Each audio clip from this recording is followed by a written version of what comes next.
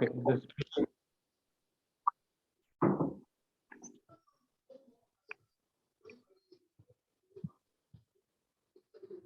yeah. So TG, the first slide, please.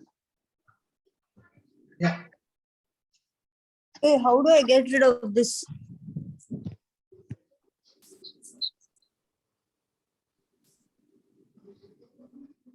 Okay. With your permission, I thought I'll add this slide comments. Okay. Yeah. Well, the one question that a lot of people ask, what is it about PG Woodhouse that you like? And frankly, I hadn't asked myself this question. But once we decided to have this session, I said, let me think, wow, why do I read PG Woodhouse? And I think this particular comment, which is on your screens right now, it is by Arthur Marshall, late Arthur Marshall, a British writer, who said, every night before composing myself for sleep, I read a paragraph or two of P.G. Woodhouse. Because the writing is so perfect, the choice of words, the jokes, I always feel that I can go to sleep, and if I die in the night, there'll be this pleased expression on my face, a smile of quiet acceptance. I think this kind of sums up why most P.G. Woodhouse readers like P.G. Woodhouse. Because you are taken into a different world, and if you're feeling down, just read a little bit of P.G. Woodhouse, and your mood will be uplifted. Then to quote P.G. Woodhouse himself on his work, said I believe there are two ways of writing novels.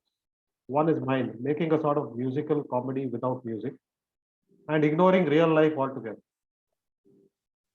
The other is going deep down into life and not caring a damn.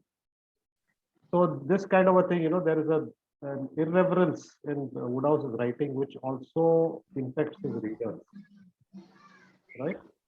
And now we'll just go to some quotes from P.G. Woodhouse. His style of writing, the play on words, is something amazing.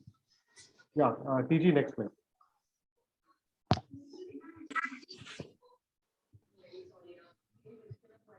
Yes, this can be the slogan of Alchemist Book Club, PG. There is no surer foundation for a beautiful friendship than a mutual taste in literature. The next one. Yeah. Now this is how you just see the construction of this sentence. He had just about intelligence to open his mouth when he wanted to eat, but certainly no more. Okay. You might be reminded of certain people in public life in India when you read this particular sentence. I'm not going to take names. Next one, TG. Yeah. He had the look of one who had drunk the cup of life and found a dead beetle at the bottom. Again, superb, when you think about, try to imagine this thing. You can picture this. Next one, TG. Yeah, this is again very true. A lot of us will agree with this. Everything in life that's any fun, as somebody wisely observed, is either immoral, illegal, or fattening.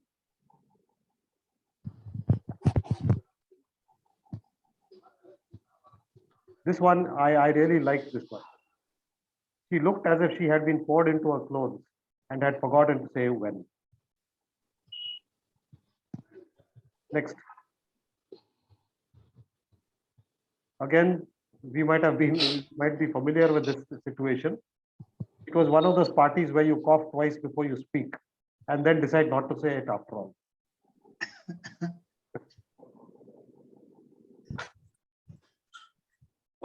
Again, here, if he had a mind, there was something on it.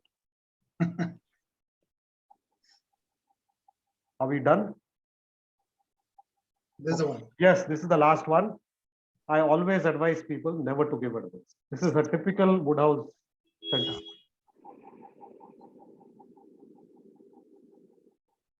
Right? Okay. Now, as I said, I have no particular reason for liking Woodhouse except that I like reading them. It's like asking me why do I like coffee or why do I like tea or any other beverage? Why do I like it? I like it because I enjoy it, and that's it. So anybody else among the readers, among the participants today, would like to talk about why they like Woodhouse? I mean, I'm talking of the people who read Woodhouse.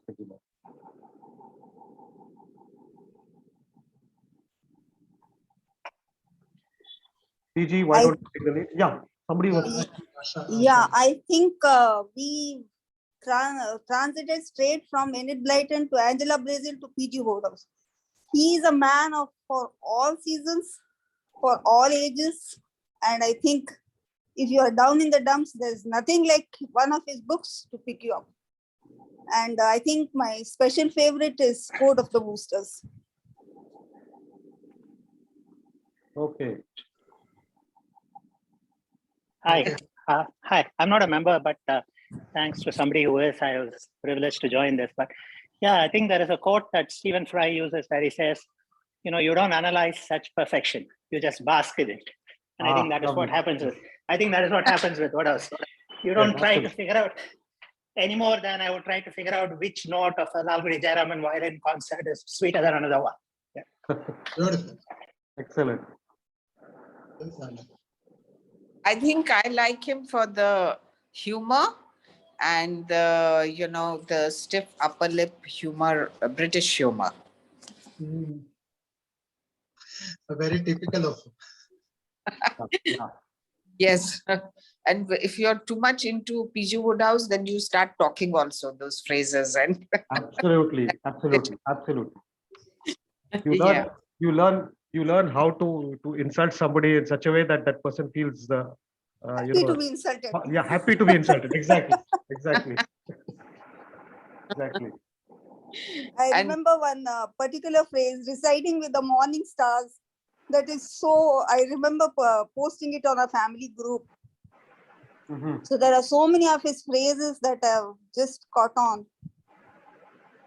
And I love his aunts, Agatha and Dahlia. And I used to tease my aunt saying that you are just like them. I was about to say that we all have our share of Aunt Dahlias and Aunt Agathas. Yeah. Especially when they're pestering you to get married. Yeah, they do that to Bertie. Correct. Yeah. They keep doing that. Yeah. In fact, one of my sometimes pastime of mine is when I'm sitting somewhere and feeling bored, like in some function where I'm not doing anything in particular, and or at an airport or some railway station, is try to figure out which Woodhouse character a person would fit into. wow. Yeah. That also. We have a lot of Bertie Woosters, number of Gussie Finknottles. I think Jeeves is very rare. Yes, Jeeves is very.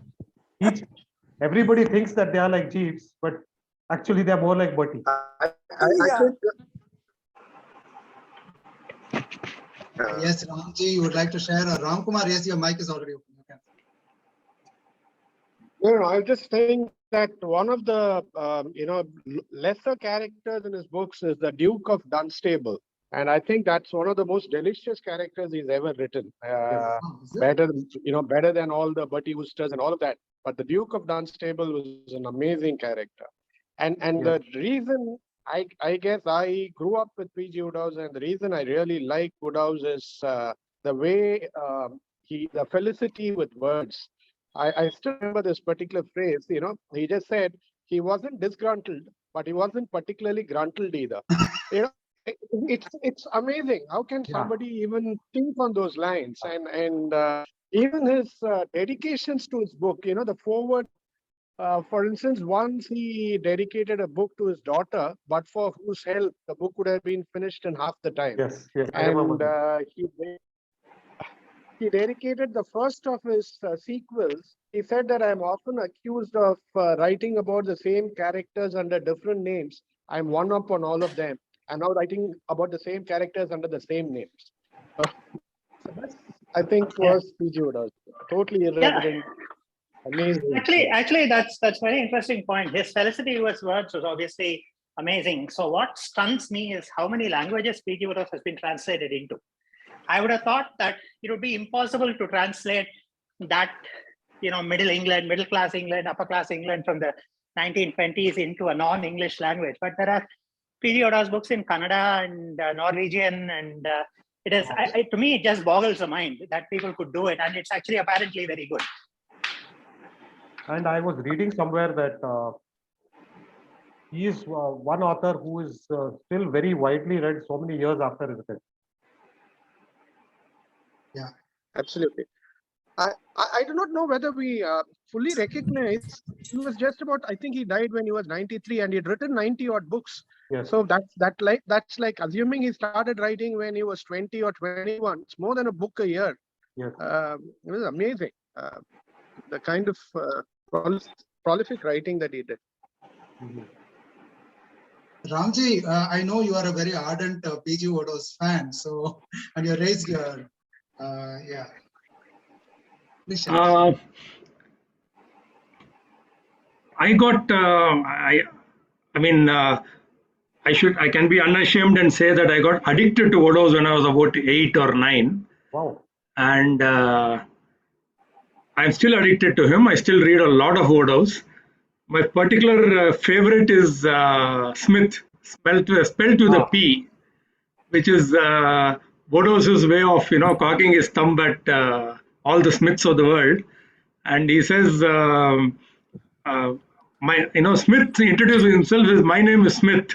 It's not P. Smith, but it is Smith spelled with a P, like in thesis and psychosis. So that is the way in which Smith himself introduces himself. Then there is another character called Molinar, which you would Yes. meet in most common places, in clubs, in parks. Insufferable bores. They bore you the whole time about all their stories in their life, as if you could care less. And that is a character that I find a lot. Everywhere, wherever you go to your Rotary clubs, you go to your thing, there are these people who give you stories and stories and stories of all about their life, none of which interests you at all, but you are sitting there politely listening to them. So these are people you would regularly meet, but Wodehouse is a product of the height of England in the 20s and 30s, when England was actually, the sun was not setting on the English Empire, and it never set. And from 1915 onwards till about the 30s, till all the problems started for England. That was the golden period when they were having a ball with the world's resources. And Wodehouse was one of the products of that. But unlike a lot of other English authors which we have been forced to read in our curriculum, like Kipling, for instance, or for that matter, Arthur Conan Doyle, I have never found Wodehouse to be racist in any manner. I'm sure most of you Wodehouse fans will agree with me that you will never find making one racist comment about anybody. He goes through life like, in a typical smooth, funny fashion, without being racist or offending anybody, for that matter. And that is one of the beauties of Wodehouse, and I think that is what is going to make him evergreen in this age of wokeism, and people are now tearing down statues of slave traders who have actually sponsored colleges. All the things that turmoil is happening. You won't hear one word about Wodehouse from any of these wokes, which is, I think, Wodehouse's greatest achievement. Another thing I would like to say is Wodehouse was, and a lot of people are not aware of this. He was what is called as a gentleman prisoner during the World War, and he was taken prisoner in France, where he was in south of France, where he was living and writing his books. And later on, he was taken and put in an internment camp for English citizens in occupied Germany. and the commandant persuaded him to make 5 broadcasts on Berlin radio. They are called the Berlin broadcasts, and even today they are available on the net. Though in the 80s and the 90s, I went through a lot of trouble to get the Berlin broadcasts from various sources, and I finally found a small published, booklet kind of thing at Kanimera, which I then got xeroxed and gave to a lot of my friends. So the Berlin broadcast is Woodhouse's way of breezing through his internment, which I'm sure would not have been as funny or as pleasurable as he makes it out to be. And he gives various people their the names, the commandant of the camp, the names, the guards. He gives each of them the names. He makes his own friends, in the camp's names, and he makes it utterly funny. Got him into a lot of trouble because he was almost called a traitor and denied a knighthood till 2 months before he died. So they never forgot that he did the Berlin broadcast, even though he was he did it, in a very jocular manner, not really knowing, but he was threatened and made out to be a collaborator with the Germans. So much so that he had to go and settle in America after the war, where he lived for 20-25 years, writing fantastic Broadway musicals, and also he was also very well off in the bargain. He never returned to England. He returned to England never towards the took end. I sense think he to died in England, if I'm not sure. Okay. I don't think so. Somebody can do a quick Google check. Mm. No, Very sad, but I think he had a lot of courage in order to, talk like that and put a subject of controversy in a way that only he could. That brings out the specialty. It's not just the characters, but also the real life situations, what he brought out. Thanks for bringing about an historic, perspective to him and his life. And that was a very scholarly talk about P.G. Woodhouse. And there's a very nice suggestion here, which actually was our initial intention. It comes from Anand Krishnamurthy. It says, since this is a book club, we should talk about the classic Clicking of Cuthbert and the book club in which it was set. So let's have some comments from a few people who have read Woodhouse for the first time in the last few days. We had recommended that you read the short story, The Clicking of Cuthbert. And then we'll talk about it. So anybody who's read Woodhouse for the first time, what's your initial impression?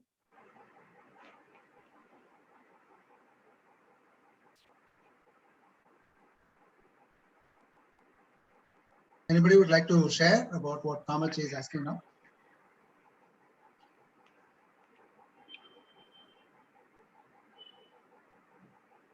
Yeah, maybe all of us have read, Woodhouse for a long time, and maybe they have repeated what you suggested.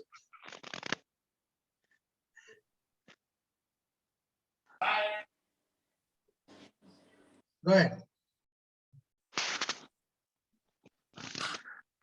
Go ahead, Ram.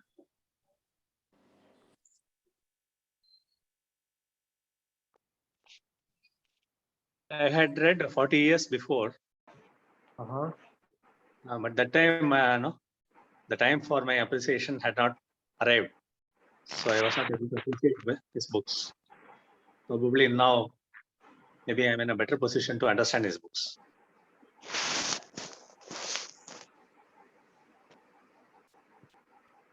Yeah, I could relate something like what you said, Namachima, because when I picked up first time P.G. Woodhouse, I wasn't so keen on continuing, because it's a kind of an English which you can't understand very normally. It's very aristocratic, right? So but then I realized, after going through a few of the pages, the kind of wit and humor that it brings with the play of English. So there are two things that are happening. One, the way he plays around, goes about playing with the words and the grammar. And I've seen for the first time that the language has so much of flexibility in the way he expresses.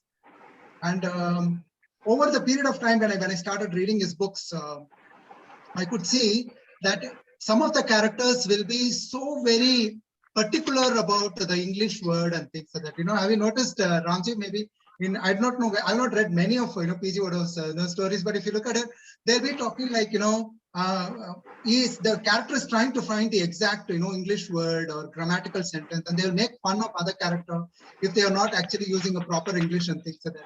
So he always gave a lot of importance to the language, itself. That's what I observed. Yeah, I mean, Very like for strangely, one thing instance, I've heard is that. Sorry, go ahead.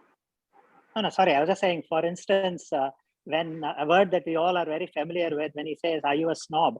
And he says, "Yeah," and Jeeves has to agree that an aristocrat is a snob, and he says he's somewhat acutely alive to the existence of class distinctions. And it was like so beautifully phrased, so polite, so. But it exactly described what a snob was, and that the English is just unbelievable. It's absolutely unbelievable. Yeah.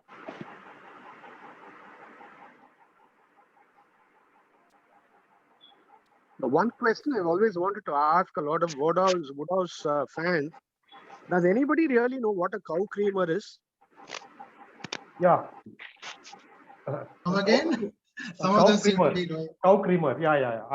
I found out about this because a cow creamer is a kind of a vessel that is kept with the tea, with the cream. It's shaped like a cow. It's shaped like a cow and it contains cream. Okay. So you pour Okay. your cream into your tea. It was so amazing because you're sitting in India and you're reading about a world about which you absolutely have no idea, Absolutely. but it's still so interesting, and it makes it come to life just through language, just Yes. through the usage of correct words, appropriate words, delicate turns of phrase. Yeah, he was a magician. He was a wizard with words. Yeah, in fact, I think I owe him my job, because my entire HSBC interview was when I said my favorite author was P.G. Wodehouse. They said, "Do you know his connection with HSBC?" And I'm like, "Yep, he used to work for us, and he wrote a book about it." And then he spent the rest of the interview talking about Smith in the City.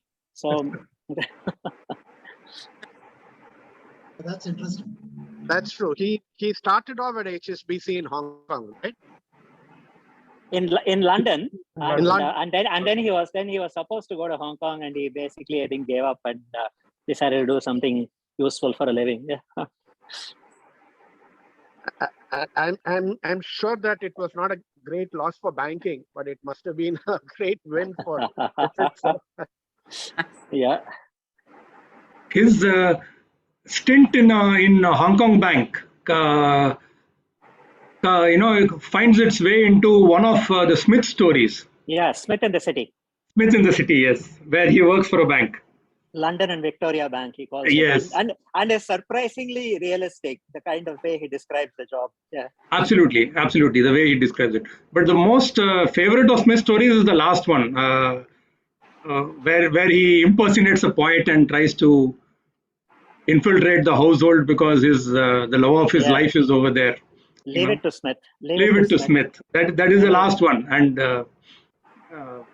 he impersonates Ralston McTodd. Yeah, unbelievable. yes, McTodd. Yeah. Is that the one where he keeps giving autographs saying across the pale parabola of Al joy? Parabola. Yes. Yes. That is the only two. Those are the only two lines he remembers before he falls asleep reading the book. So, he tries to mug it up on the train, knowing that they will ask him, but he falls asleep after the second line. So he decides to keep talking about only those two lines every time.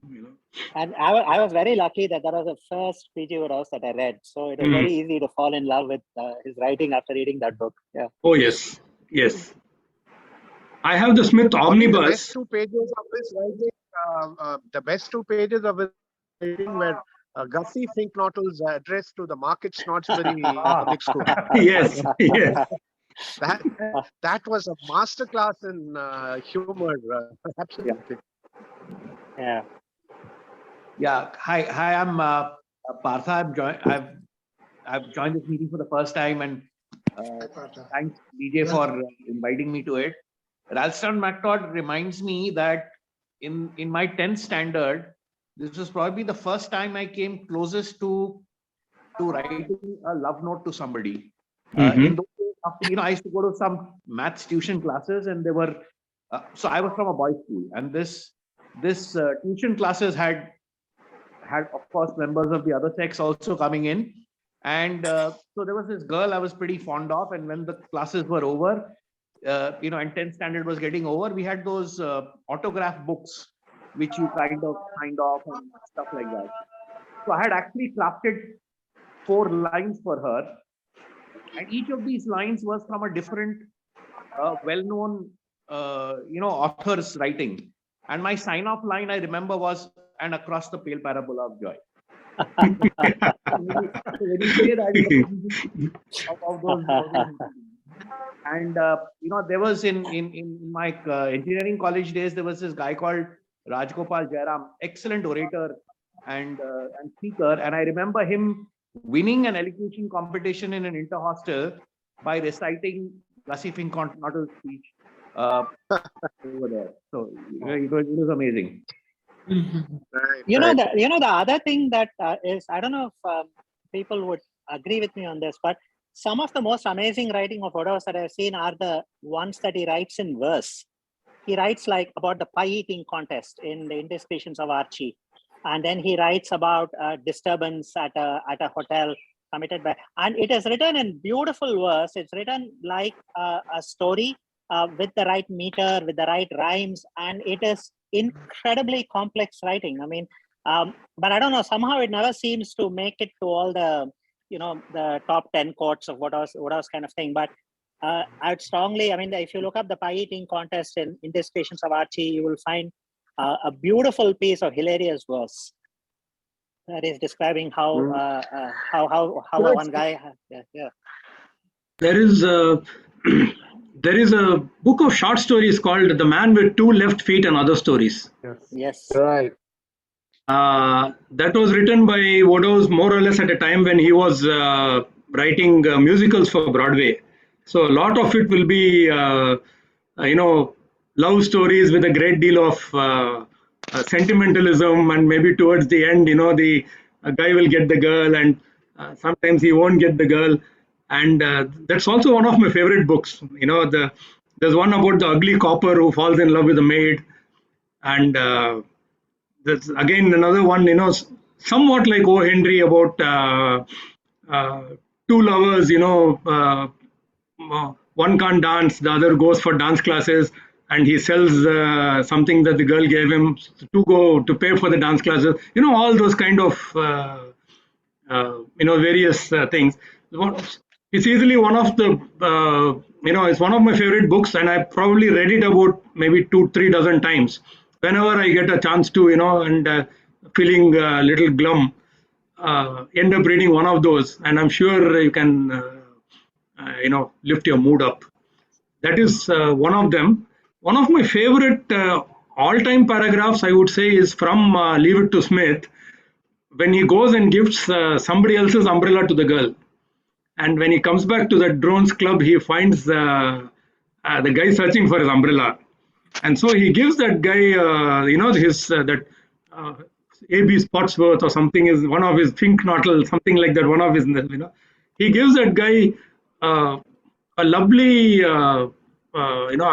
nothing short of salesmanship, about how his umbrella has helped a destitute woman reach her house, and tomorrow you can sit with your grandchildren on your knee and tell them how my umbrella helped the destitute woman reach home. And he gives them such a roundabout that the guy is standing there stunned while Smith walks away. And that little paragraph, I'm sorry, I don't have it with me here, but that little paragraph is an amazing bit of literature, because this guy steals somebody's umbrella, gives it to a girl he likes, and he convinces the other guy that he has done the right thing, And this is one of the most amazing little pieces of prose that I have read. if you see the Wikipedia entry on Woodhouse, you would Yes. actually come across. I do not know how true this is. It has a delicious clip about how one of his English teachers wrote some very average kind of a comment on his essay, saying that if he works hard, he could do reasonably well in writing. Yeah. Oh. I wish I had a comment like that. But Also, there are very slight. stories. Sorry, Sorry, go ahead. sorry, go on. I was just asking, how many of you here have read his school stories? You know, the Head of Case, Yeah. Pot Hunters, Mike at God Hunters, Triton, Mike at Riken. Yes, all the- yes. Yeah. Really you know, good. this kind of gives you a parabola of how his writing developed. Because Yes. those were actually the very hesitant first steps that he took. And from there to where he ended. In fact, the very last book of his which he left incomplete was Sunset at Blandings, which I think his biographer tried to analyze how it could have gone. That is a very Yeah. interesting book, actually. Yeah. He- So there are also some very, very. I mean, there is instead of just the plots, there are some very amazing bits of humor where in the Indiscretions of Archie there is a song called "It's a Long Way Back to Mother's Knee," and it's supposed to be a story of wanting to go back to where one came from and all that. And what else? The guy hearing it said, "Oh, I thought it was against miniskirts." And then you think you imagine "Oh, it's a long way back to mother's knee." A visual image is that it's about somebody wearing a miniskirt because it's a long way back to the knee. And it is just so subtle humor that he comes up with. Yeah. True. Like somebody said earlier, you find a lot of these. Sorry, can you hear me? Yeah, we can. Yeah, sorry. Go ahead. Like somebody said earlier, you find a lot of these characters in the book all around you. But if you're one of those who don't take yourself very seriously and do a little bit of introspection, you'll suddenly find a lot of these characters within you. Absolutely. You know, pompous ass, a guy who Overbearing you dish know, pot. is, totally not confident of anything, totally confident of everything. You find so many variations in your own life. Yeah. That's a great take from P.G. Wodehouse. Yeah, one would like to be a Lord Ickenham or somebody like that. Yeah. Yeah.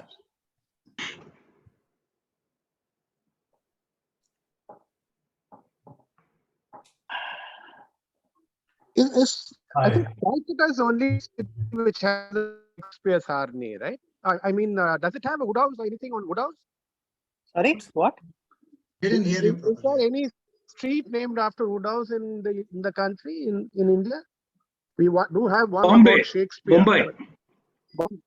Bombay. Okay. Bombay. Oh, is it? There is a Yes. street named after him. There is a Woodhouse Road in Colaba. Ah, right. I remember that. Had we ever been to India? I don't think so. Not sure.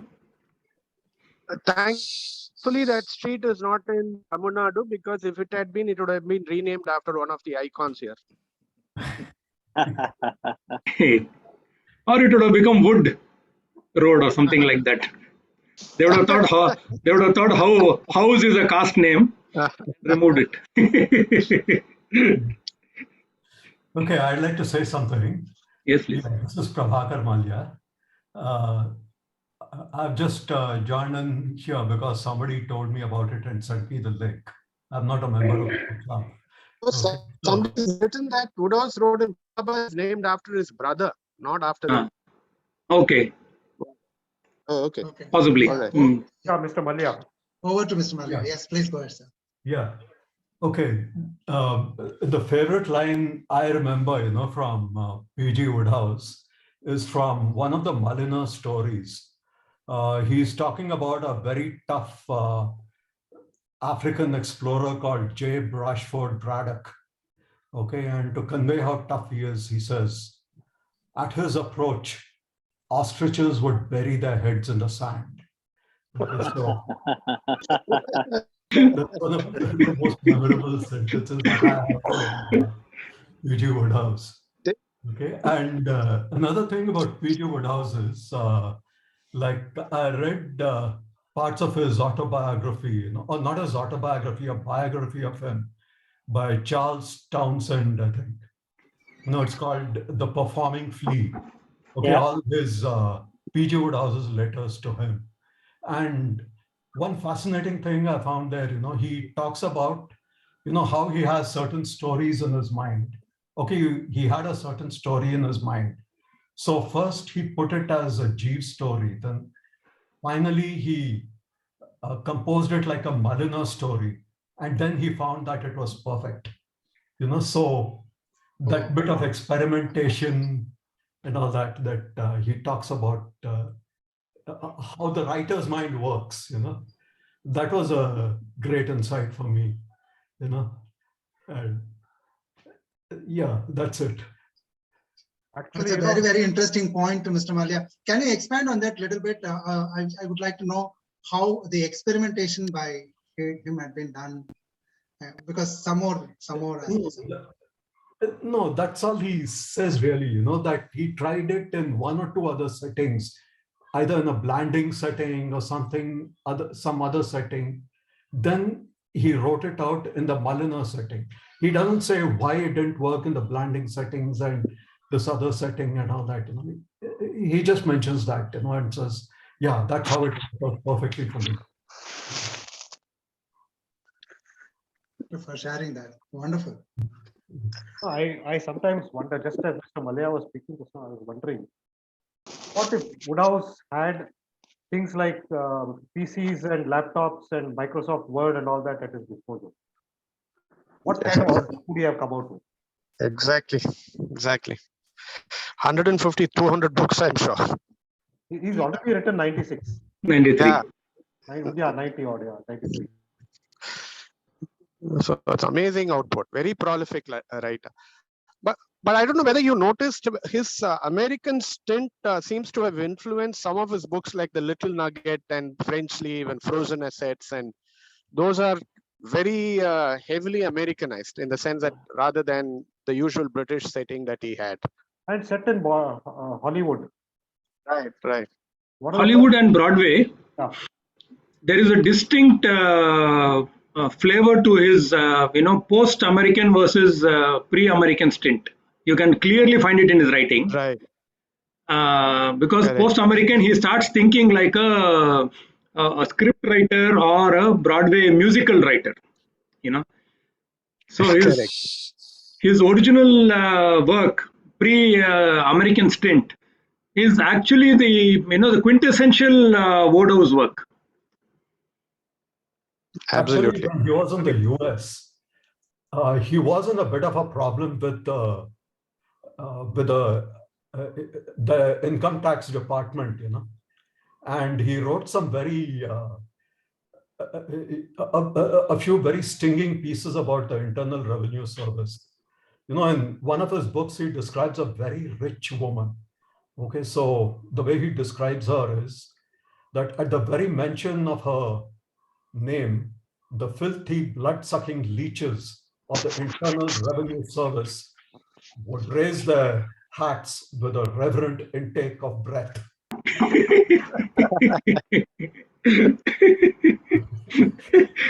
your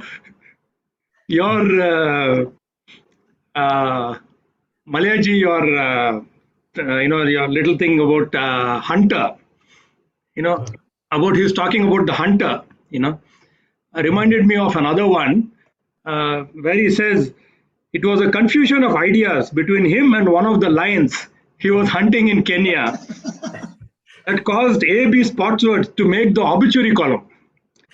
He thought the lion was dead, but the lion thought it wasn't. That's such a nice way of putting such a serious matter. The man's dead by being mauled by a lion. Actually, it looks like a breeze reading his books, but if you try to explain his plots to somebody else, we'll understand how complicated they are. The number of characters and the kind of twists and turns that the stories take. Oh yes, it's absolutely difficult to explain a plot to somebody else. Yes. Yeah, and another thing is, it's really difficult to write like he did. You know, it's something that I can imagine that he would have taken a lot of trouble to write that.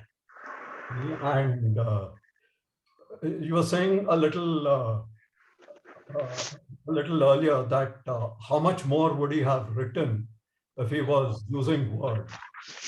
But I think, you know, that writing like that,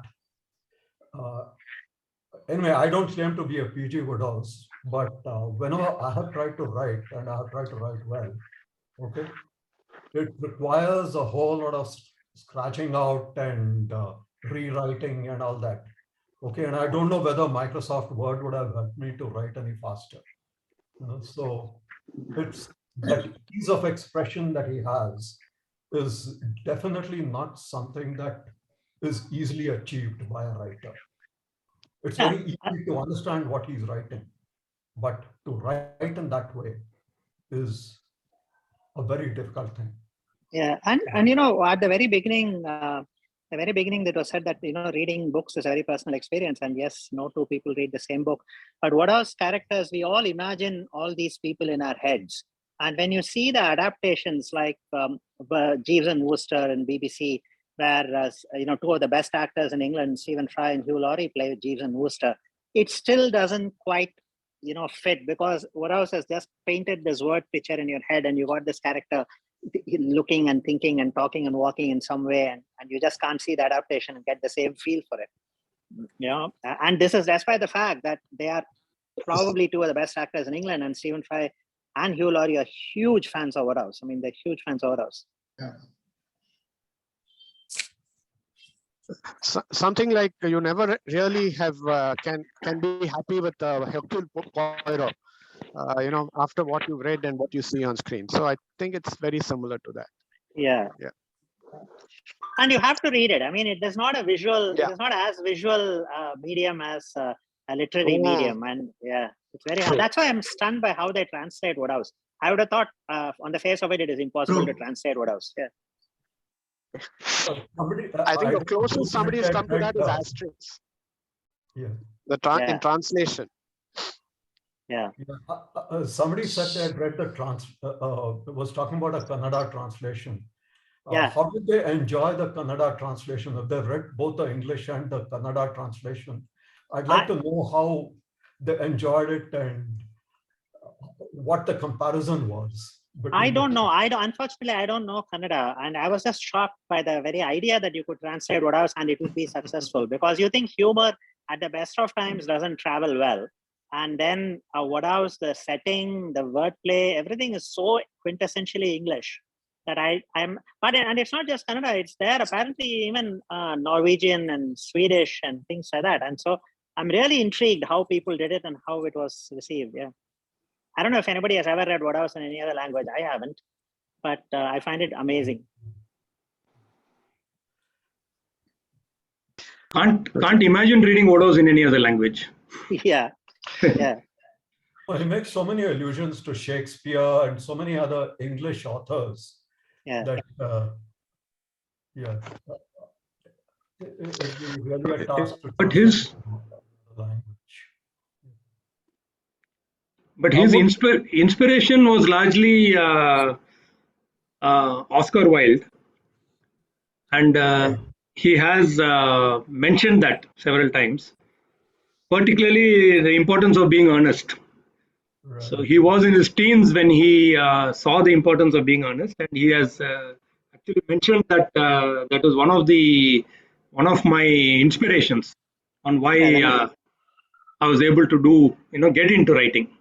There are so many imposters in his characters, and just like the importance of being earnest, right? So yes. There are so many imposters in all his books. Yeah. Yes, that's true.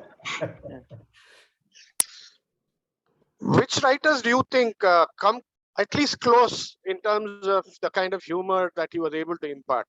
I would think Richard Gordon in the Doctor books to some extent, but Stephen Leacock, perhaps James Thurber.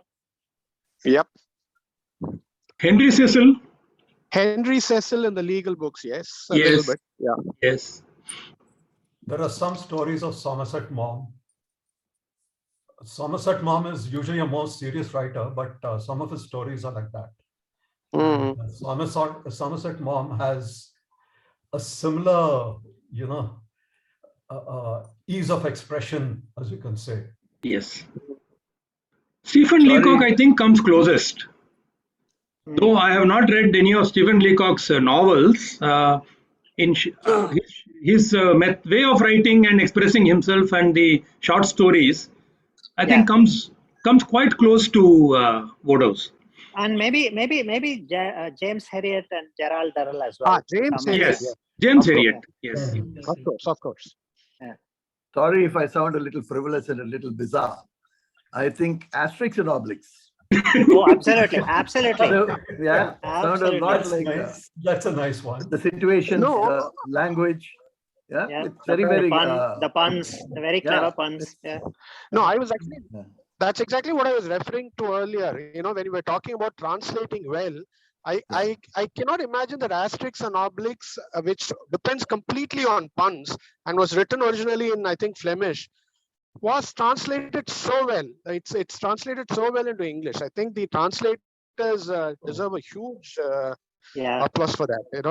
And Derek.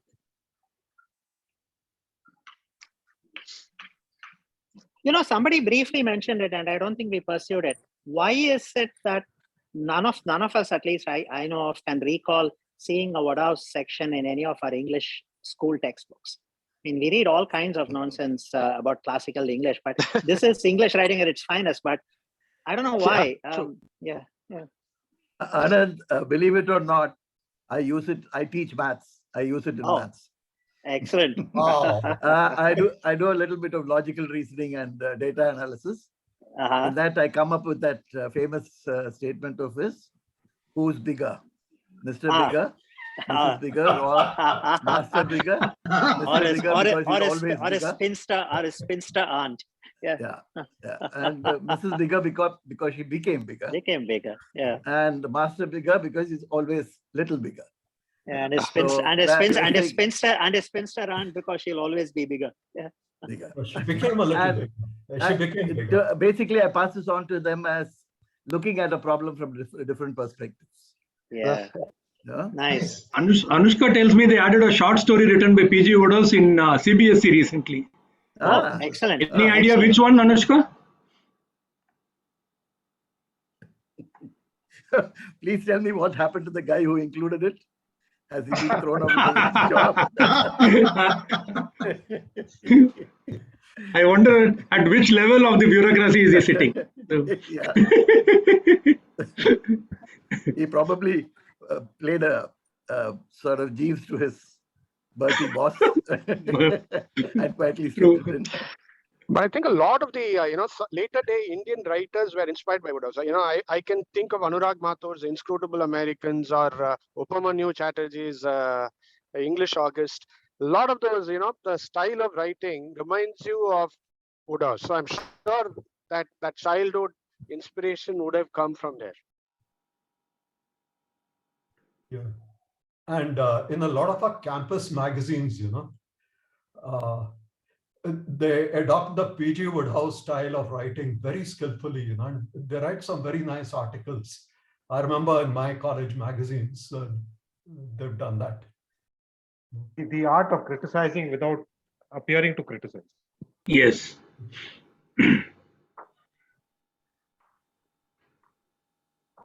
True. In fact, today I was discussing with PG and with another of our members, he's not yet joined, Satya. I said that, there's this stand-up comedian in India. He's not just a stand-up comic, he's also a film writer called Varun Grover. And Varun Grover's style of speaking is kind of, like Wodehouse. I specifically recall one instance where he was talking about a personal matter. He said, my wife and I, we've decided not to have kids. And we come under a lot of pressure from everybody. And the ultimate, biggest, most powerful argument was, you've got to, in Hindi, you say, vansh aage badhana hai, vansh badhana hai. That is, you got to, what do you call it? Take your generation forward. And he says, Rajiv Gandhi ने वंश बढ़ा के क्या किया? So this kind of construction, reminds me of Woodhouse. Hmm. A number of his other things, where in one he talks about this book called Bal Narendra, and he says the story is told by a boy who grew up to be Arun Jaitley.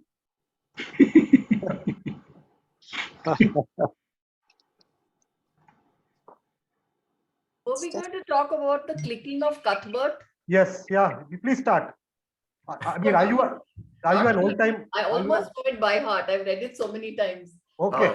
Wow. Even I've read it. I've read it a few dozen times. Yeah. Always prepared to read it again.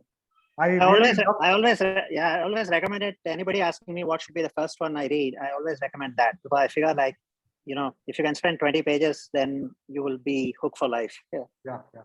I loved in that clicking of Cuthbert. I loved that moment where he, in an instant, he's converted from a zero to a hero. Yeah. Where Vladimir Brusilov comes and kisses him on both cheeks and says, "Oh, you are a great man." Quote about banks. No? Quote about banks. Why was I not introduced to this man who plays in the Open? Yeah. And the way in which Woodhouse describes why Vladimir Brusilov had that bored look on his face. Because he'd been to so many book clubs and everywhere they said the same thing, asked the same questions. Yeah. And the various descriptions of that guy's beard. Oh my. Yes. Steering a piece of cake through the shrubbery. Yeah. What's with the fungus?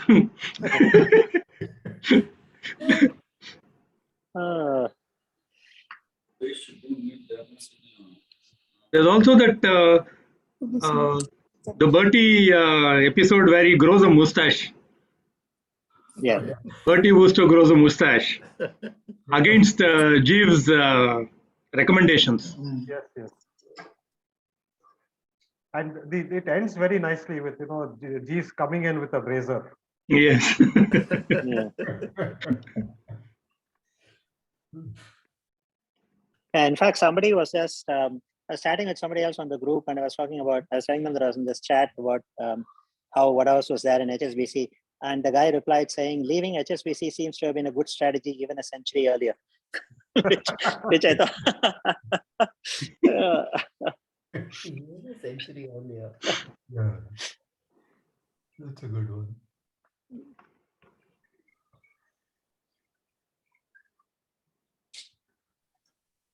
Okay. Leave. Any further comments? So I just read that in Colaba, the name of the road that has been named, this is Brothers. So is he also famous? Or for what for? Sorry? Must have been a British bureaucrat in India. So generally they named it after themselves. Okay, that era was over, and then I guess we renamed most of that which got named like that. But some of them still, I think, still are there, like Brabourne Stadium and all of that. You still have a lot of those. True. Okay. It's worth researching, figuring out who that Woodhouse was, the brother. So it'll be interesting if if you have a book in front of you, a few of you can read certain passages, because I know the discussion had been around people who have soaked in the the literacy of P.G. Woodhouse. I guess there are a lot of other people also who are very curious. Okay, I've just heard about P.G. Woodhouse only a few months back, but especially in this book club after these posters have been going around. What is P.G. Woodhouse for me? So if you can also introduce few paragraphs or writings, we can take some time in order to delve into his writings or not. I think Ramji, you are already sitting in front of a book, I guess. Oh no, I forgot my Smith Omnibus. I have a Smith Omnibus where it starts with Smith meeting Mike in school and ends up with Leave It to Smith, where he gets married and moves out. And you can very clearly see the transition in Woodhouse's writing from being a serialized writer for, I think the magazine was called The Strand. And he used to write weekly for that magazine.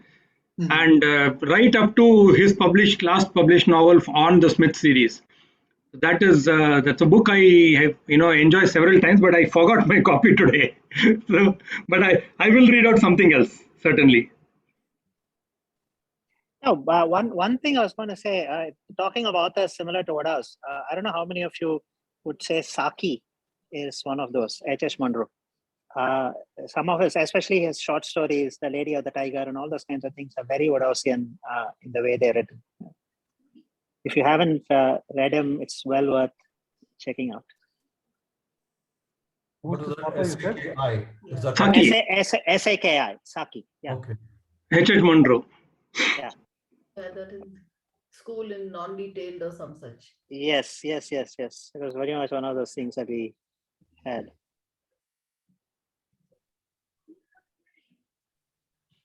Gentlemen, in the silence, can I leave in Woodhouse style?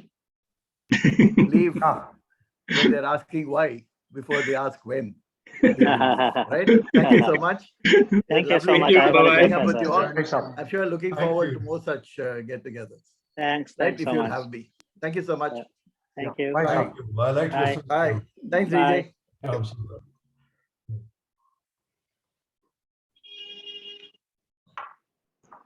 Yes, You were Ramji, go ahead. going Yeah, to read something. Somebody was going to read something out. Yeah. yeah, Ramji is going to read. Yeah.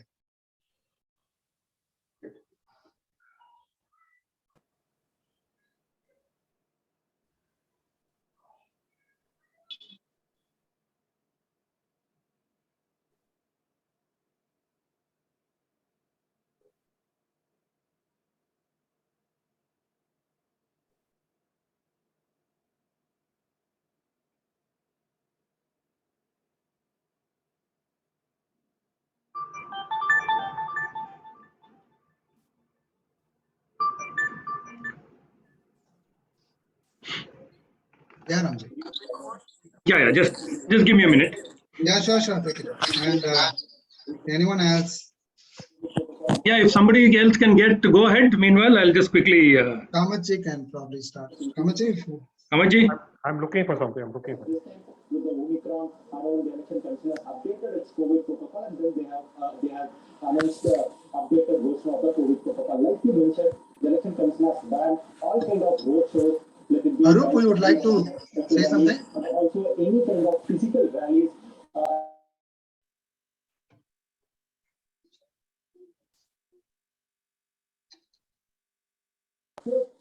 Yeah, who, me? Yeah, your mic was on, so I thought you were. I know. Yeah, I just joined because I saw PG Woodhouse. I thought there would be a good discussion on Woodhouse and his. I'm currently reading Barmy in Wonderland. Oh, I have come to the point where Barmy is now wanting to, become a big shot in the Broadway theater world. So thoroughly enjoying it. okay, that's great.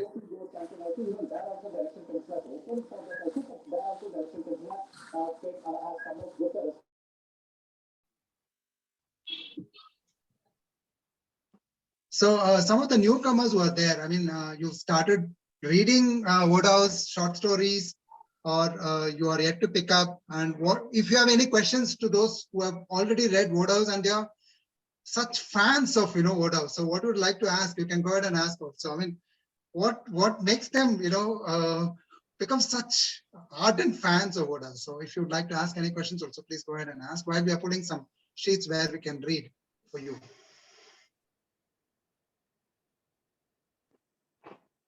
Hi, this is Vasu here from Chennai. Yes, Vasu. Can you hear me? Yes, we can. Yeah, I remember during my school and college days, I used to read. I was a big fan of Woodhouse, and I used to read them, and I loved his humor so much. I used to burst out laughing, and the people around me used to wonder what's wrong with this guy. True. Yeah, really, I loved it that time.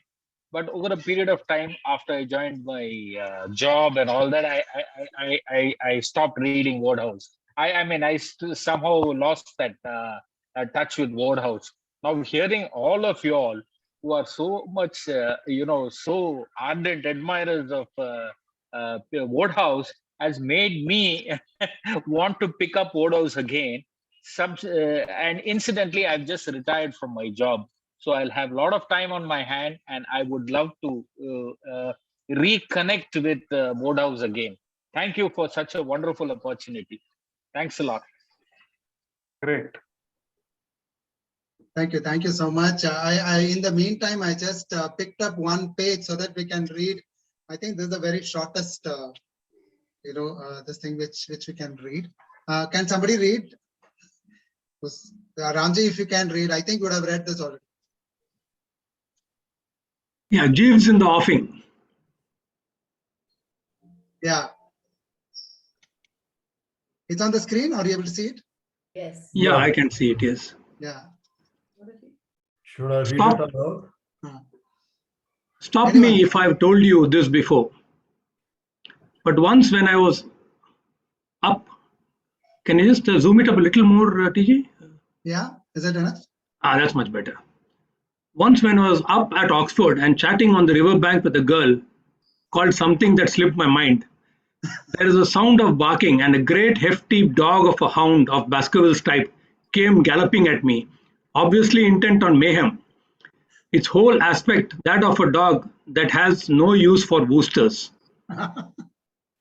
I was just commending my soul to God and thinking that this was where my new flannel trousers was about to get 30 bobs worth of value bitten out of them when the girl, waiting till she saw the whites of its eyes, with extraordinary presence of mind, opened a colored Japanese umbrella in the animal's face. Upon which, with a startled exclamation, it did 3 back somersaults and retired into private life.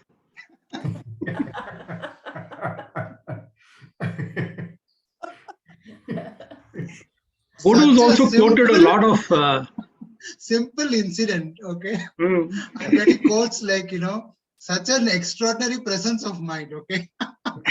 No, it's also a serious incident. He is going to get bitten by a dog, and he can be so jocular about it. That is the beauty of the whole thing. Yeah.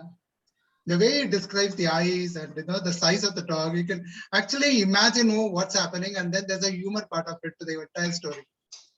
Amazing writing. Breakfast had been prepared by the kitchen maid. Breakfast had been prepared by the kitchen maid, an indifferent performer who again used the scorched earth policy on the bacon.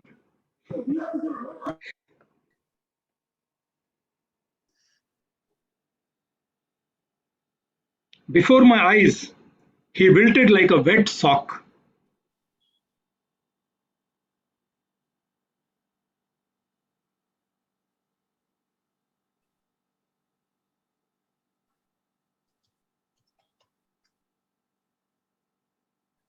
Anyone else would like to read any pages which you have in front of you? Please go ahead and read. Any page would do. We just want to delve into his writing. So if I can share, one of my, when in trouble, or when, as people have said, it down in the dumps, one of the go-to books is this collection of short stories called The Vintage Wodehouse. I think, and it's just an amazing collection. I mean, you can start with any story, and I think Clicking of Cuthbert is probably the third or the fourth story in that. The one other story I like there for the way he, it's actually a very simple plot, but he makes such a big deal out of it, is The Amazing Hat Mystery. Where it's a simple case of 2 hats getting exchanged. And he finally concludes by saying that, this is like the 4th dimension that is in play. Okay, now the fact is there are these 2 young guys who are about to get married or are in love with 2 girls, and they go to this place called Bodmin's to get their hat. And apparently he's the expert on fitting. So I'll just read some lines where they describe these two gentlemen. So he says that Percy Wimbold and Nelson Cock are fellows who have to exercise the most watchful care about their lids, because they are so situated that in their case, there can be none of that business of just charging into an old hattery and grabbing the first thing in sight. Percy is one of those large, stout, outsized chaps with a head like a watermelon, while Nelson is built more on the lines of a minor jockey and has a head like a peanut. You will readily appreciate, therefore, that it requires an artistic hand to fit them properly, and that is why they have always gone to Bodmin. So I think, it automatically gives you a picture of what these two characters are, and it's a simple story that when they receive their hats, they receive the hats get interchanged by the guy at Bodmin's when he was delivering it, and so they wear the hats. They're super confident that because it's from Bodmin, the hat fits them. And then both their girlfriends respectively tell them that the hats don't fit. And nobody can understand how fitted hats from Bodmin don't fit. And then they come to this club and it gets interchanged again, and then things fall into place and they are perfectly fitting. And so he says that, so there's at the end, there is this guy who is actually saying that it could be something as simple as, it got interchanged first and it got re-interchanged again, to which the closing line is quite ingenious, but a little far-fetched. No, I prefer to think the whole thing, as I say, has something to do with the fourth dimension. I'm convinced that that is the true explanation, if our minds could only grasp it. Absolutely, said the Bean. So that's how he ends the story. I mean, it's so understated, but it's a brilliant one. Yeah. I remember this, especially this, when the girlfriends say that it doesn't fit you, and both these guys say, but it's a Bodmin. Yeah. But it's a Bodmin.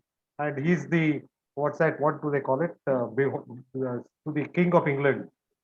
A particular word that escapes my mind. He's the guy who supplies hats to the King of England. So they just don't accept, and they almost question the girlfriend's mental stability for daring to say that a Bodmin doesn't fit.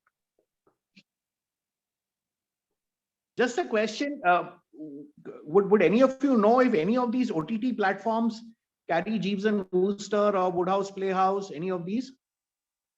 Yes, they do. Yes, they do. You can get the BBC version, BBC had in the late 80s, and I think it's in the 80s, not even the 90s. They had Stephen Fry and those are completely available. Okay. The full series. Yeah, on YouTube. On YouTube, it's available. Okay. Actually, the entire series was brought out as a set of DVDs by India Today a long time ago. Yeah.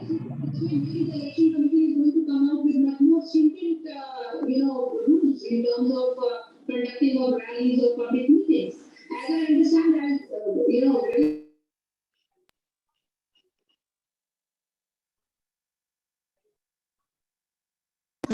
But how many of you have seen this recent BBC thing called Blandings? Oh. The responsibility along with to improvise as the election commission has tried to improvise. Is someone's mic A on? few episodes, but there, it's a mishmash of several stories. You can't, you don't get BBC Channel 4, so you can't see it here. But there are a few of them on YouTube, but I didn't quite like them.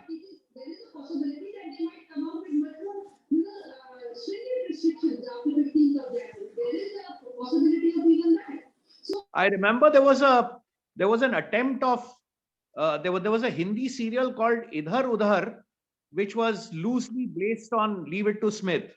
Yes. Which had Supriya Pathak and Ratna Pathak. Okay. Interesting. Must look out for it. Idhar udhar. Okay. There was another one which had Mazhar Khan in the lead role. Mazhar Khan, and it came out in the 80s on Doordarshan. It was the exact copy of Leave It to Smith. I forget the name of that one, but it was an exact, I mean, it was based on Leave It to Smith completely, including the Ralston MacTodd thing and everything. It was a proper copy of that, but I don't remember the name. I think I'll have to look it up. Actually, another question I had is the younger generation. I don't know if they like P.G. Wodehouse, or is it, you know, people only of some seniority who have who do appreciate it, you know. The younger generation doesn't seem to like it or appreciate it. I don't know, because my daughter reads Wodehouse. Okay. She's 18. Maybe she got it from me because I'm a great fan. So, and we have all the books at home. But are they going out and consciously choosing Wodehouse? I don't know. Maybe you're right. No, because when I talk with many of the younger generation, they're not interested, right? And yeah, this forum, is it open to everybody? Yes, yes. Definitely. I'm Vivek Shesh. Just my view on this. I think it happens with every generation. Do we read the books which probably our fathers and grandfathers read? Occasionally. So I think the topicality of the subject that are taken by the authors makes a lot of difference on who reads it. I guess you're right. No, thanks for voicing out your opinion. So this group is for all the age groups. So I think Vivek falls into that age group where he's picking up and he's still attending, you know, P.G. Wodehouse, sessions. Am I right, Vivek? Vivek is my age. Okay. He's my batchmate. Okay. That's great. Okay. So there is a question in the chat, Kamachi, by Shrita. Which books would you suggest for a good introduction to Wodehouse works? I think this, a collection of short stories, like the one that I spoke about, The Clicking of Cuthbert. Those stories are okay. And there are others also, The Man Upstairs and other stories. And quite a few. I mean, the short stories are better, I think, to start with. If you remember, Yeah, Lord Emsworth and the Girlfriend. Yes. Pig Hui. Yeah. I didn't say it right. Yeah. There's a whole paragraph devoted to how you're supposed to say Pig Hui. I'm way at landings. That's why it gives a lot of importance to English, the pronunciation, the way of construction, grammar, all those kind of things. Yeah, Ramji, you were talking about the serial with Mazhar Khan. Yes. That is Isi Bahane. Isi Bahane, yeah. Bahane, directed by Anand Mahendru. And it had Syed Jafri, Kiran Kher. Yes. Sushmita Mukherjee. Yes, Sushmita Mukherjee is the protagonist. Yeah. Mazhar Khan is Smith. Yeah. Mazhar Khan, Malavika Tiwari, Anu Agarwal. Yeah. Thanks to Google, it's so easy. Yes. Nothing's far away anymore. Even the Berlin broadcasts are now available freely. Okay. I went through quite a bit of trouble to get those. Mm-hmm. Because it was causing such a controversy in his life. Yeah. And our version of what he went through. So I thought I should go and read it and to understand. There's really nothing controversial that I could find in the Berlin broadcast, but somehow he went through a lot of nonsense for that. I think one of the he might have paid a price for being pretty irreverent. Yes, and also a little naive. I think he was a little naive. Yeah. He was in south of France to evade taxes, Mhm. and that was when he was rounded up. Okay. So, he starts off by saying, they come for him, and he says goodbye to his dog and takes his typewriter along. And the idea of saying it's going to be just a few days, but he ends up almost, in an internment camp for almost a year. Mhm. So during that period, he is persuaded to give these broadcasts, and there is nothing really controversial about it, except that he says, uh, the various, everyday activity, what happens, and all the weird characters who are with him. There's a 70-year-old, chap who is absolutely weird. There is a pianist, who keeps playing piano in the air all the time because he doesn't have access to a piano. He keeps practicing by playing piano in the air. All kinds of irrelevant things, nothing to be really worried about. But then I guess the mood of those times were, so much anti-German and pro, nationalist England, that at some point of time, I think uh, he's been termed a collaborator. Yeah. Paid a very heavy price for it. Couldn't go back to his beloved England for quite some time. So No, I think it happens with a lot of people who, I mean, most people who are poetic, yes, and to give one example of a man who was Prime Minister of India, Atal Bihari Vajpayee, yes, the same thing. Hmm. He used to get into trouble with his own party people for saying Yes. something in a humorous way, correct. and always labeled as the right man in the wrong party. So he had the same. He always an excellent speaker, writer, or even Shashi Tharoor sometimes, Yes, because they speak their mind, even if it's not completely politically correct. It happened to Charlie Chaplin. Yes, everybody. See, in fact, the one thing is about all humorists is that there is an underlying uh, social message, a serious message that is there in their works. It's like, the humor, comedy is a sugar coating for a bitter message. Charlie Chaplin did it. Even Woodhouse, I mean, he poked fun at the British aristocracy. Showed that, they are absolutely, hollow people. wastrels. And the real backbone of the whole setup are the working class people like Jeeves. Yes, And the one thing which I've always wondered is, Jeeves himself, what was his take on this whole situation where, Bertie is an empty-headed guy, but moneyed. So he calls the shots, obviously. Jeeves is the man who does all the work, but he's paid a pittance and just a pat on the back. What would have gone through Jeeves's mind?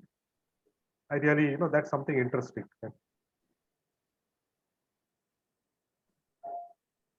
What also supposed to have made a comment. People like him are beyond the petty quarrels between countries. Mhm. So when he was abused, then he was branded as a traitor. Uh-huh.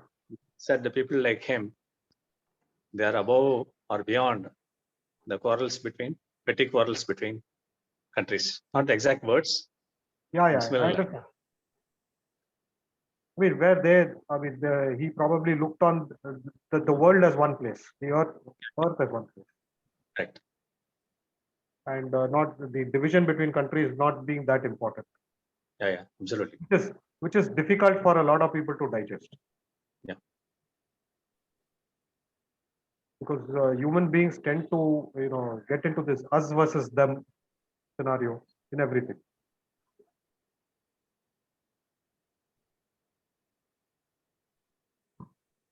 Okay. With that, Kamachi, would Yeah, we I have think another it's 4 time minutes? to. Can we wind up? Yeah, I think we can start winding up. Anybody closing comments? Yeah, I really closing appreciate. comments. Yeah. Really appreciate. I learned a lot of things today, and a new author getting introduced to me. I have seen a passion with so many PG Wodehouse fans, and here there was an exhibition. So many fans, ardent fans. So it really inspires. Thanks a lot for this introduction. Really Yeah, appreciate. Namachiva, since you're talking about this, I had a friend in Chennai many years back. The first person I knew in Chennai, and he was an ardent fan of PG Wodehouse. So he told me that his friends, he used to study in IIT Madras, and people used to ask him, that you're a teetotaler, non-smoker, pure vegetarian. What are you living for? And his answer used to be, I live to read PG Wodehouse.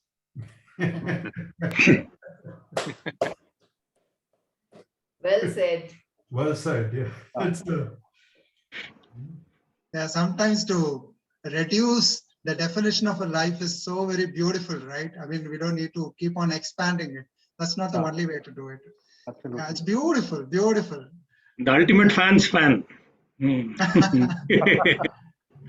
great.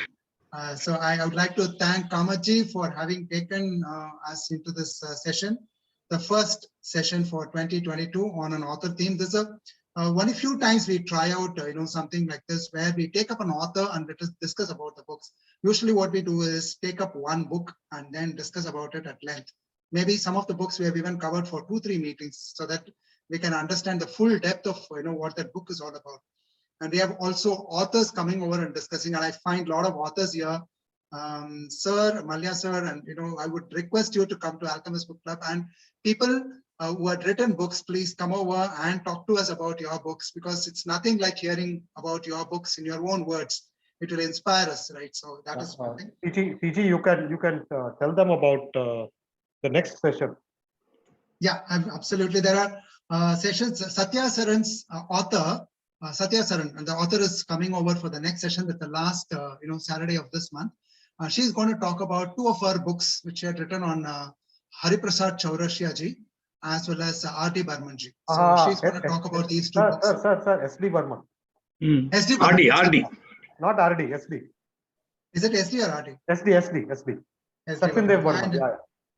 And we have other sessions in the next 6 months coming, which is on J.K.'s theme. We have Paramasivan's book, which is going to be handled by Namashivayam. We have James Herriot theme. Okay, so we have a lot of authors' theme books that are lined up. We have other books like Atomic Habits, Good Strategy, Bad Strategy. We have a lot of business books also lined up. All things bright and beautiful. We have books lined up on I Too Had a Dream by Dr. Varghese, and our Kamath himself, Ramji himself is going to take up a book on Paramveer Chakra. Some of these books are coming up in the next few sessions, and this and more you will come to know when you join our Alchemist Book Club. The form which I've already put in the chat box, you can fill it up. Or in case if you don't have the form details and things like that, please do contact the person who's introduced you to the club today. They will be able to hand over the phone number. You can come over and join our WhatsApp group, which is very, very active. We don't talk anything good morning, good afternoon, nothing. Okay, we just talk about only books and authors and recommendations and what No COVID, no COVID, no politics. No, nothing. Yeah, no religion. Yes. All those are filtered. Yes, it's only about the books and discussing, and the curiosity the books can actually satiate is what we talk about. So there you will find announcement about our next sessions and what is coming up. In case if you're not able to participate in that WhatsApp group, stay in touch with us through our Instagram handle at Alchemist Book Club. So this and much and more. Keep reading, keep enjoying, keep sharing, keep discussing. Let's live with books. Yeah. Thank you, Kamaji. The beautiful thing today is, for example, Malyaji, Mr. and Mrs. Malya, were not invited by me. They were invited by Mrs. Malya's brother, Vasu, who spoke Yeah. I invited Vasu. Vasu invited them. So It's absolutely great. absolutely, yeah. And they were active participants in the discussion. Very nice. Addicts of Very nice. Woodhouse. Yeah. Yes, yes, that's the correct word, addict. One addiction that we are all proud of. Yes, yes. Let's stay addicted then Yes. to Woodhouse and in a broad sense to the books that brings more smiles to a face and satisfaction to the soul. So let's keep discovering. Thank you, more. Kamatji, for curating this session. And I must thank you. You were the chef. I was the waiter. no, but this session could have easily turned as Woodhouse would say. Okay, Ramji, I'll put it this way. You were the Anatoly. I was Yeah. I was Charlie Silver. But as Woodhouse would say, if there's one thing I dislike, it's the man who tries to air his grievances. Why I wish to air mine. So, so I'm glad it didn't, No, the session went. Yeah, I'm glad you aired a lot. My work was less. It's a great The session. role of a And facilitator is that to allow everyone to speak. And today so many people talked about their addiction. If I can pull out the word from her to PG Woodhouse. I was thinking of fan and ardent fans, but addiction is even more a degree higher. oh yes, and we are addicts. The success of today's session can be gauged by one thing. Partha spoke about a note that he sent to a girl, his first crush. Yes. I've known Partha from 1981, and I've known him pretty well. He had not told me this all these years. Today I don't know whether he's still on. Yes, he's there. He's there. Okay. So We need to discuss more books then. And we were in the same hostel for 3 years. Okay. He didn't tell me about this. Do you know the girl? No. Okay. I know his second crush. I know who his second crush is. Just asking.